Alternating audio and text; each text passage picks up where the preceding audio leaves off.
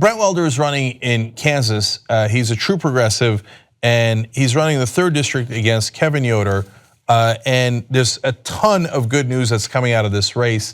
I think he's now one of the most likely uncorrupted progressives to win in the next round. And so let me tell you why I think it's likely. And of course, now there's a twist where the establishment Democrats might not necessarily be in this corner, which is maddening. All right, so first of all, Yoder's in deep trouble. This district, yes, it's in Kansas, but it's one of only 5 Republican-held congressional districts in the whole country that voted for Bernie Sanders in the primary and Hillary Clinton in the general election. So the fact that it voted for Hillary Clinton in the general election means obviously a Democrat can win it. Even Hillary won it.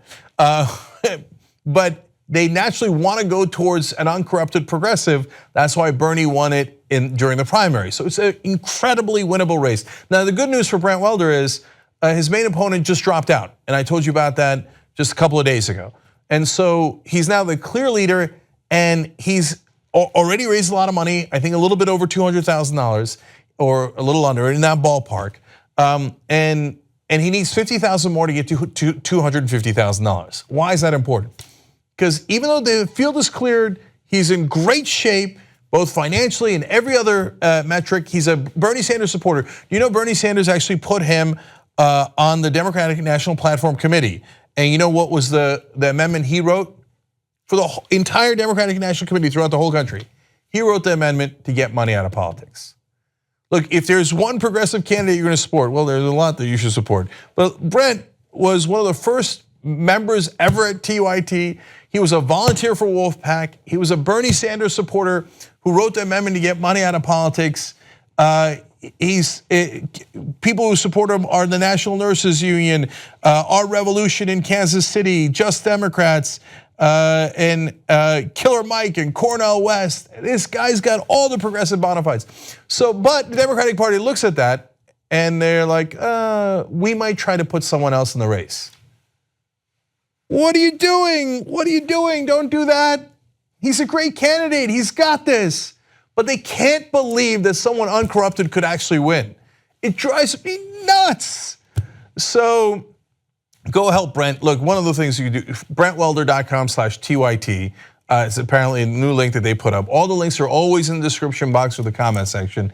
If you're description box for YouTube, comment section for Facebook, if you're watching these in either one of those platforms. And so if they get to $250,000 though, that I think is a sign that the establishment Democrats will be like, well, that's a lot of money, and he raised it all from small donors, and perhaps they don't introduce a primary opponent to him to try to take away his energy, et cetera. And what happened? The establishment Democrats during 2016, they kept saying, primaries are bad, don't primary Hillary Clinton. The minute there's a Justice Democrat that's leading in a race, they're like, we got to primary him. Who cares that everybody else dropped out? Just grab someone, anyone, and throw them in the race. Don't do that. He's gonna win, let him win. If you're in the 3rd district in Kansas, by God, go and volunteer for him. We'll have all the links below for how you can participate. Time is more important than money, but if you look, all these small donor donations are winning races. There's a huge write-up recently about how it won the seat for the Democrats in Virginia. And in that case, that wasn't really a progressive, and he proved it right after the election. Gear your time, your efforts, your energy towards progressives who are going to actually represent you. Wouldn't it be wonderful to have an uncorrupted progressive serving the people in Kansas, in the middle of Kansas? So one more thing about his Republican opponent, Kevin Yoder. He is the top recipient in Congress from the payday loan industry. Man, they have no shame. One guy refuses to take corporate PAC money. The other guy is saying to the present day loan sharks, yeah, charge 300% interest, sometimes interest into the thousands of percents. Who cares? Give me the money. As long as he takes the money from the payday loan industry and he's #1 in that. He's not going to represent you in Kansas. It doesn't matter where you are on the political spectrum. Yoder isn't for you guys. Brent Welder has proven over and over again that he's going to represent you guys. Go help him right now.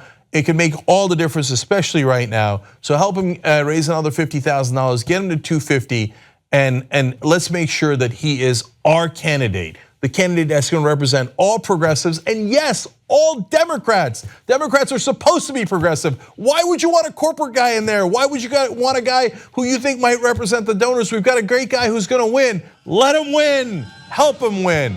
Brent Welder, go support him.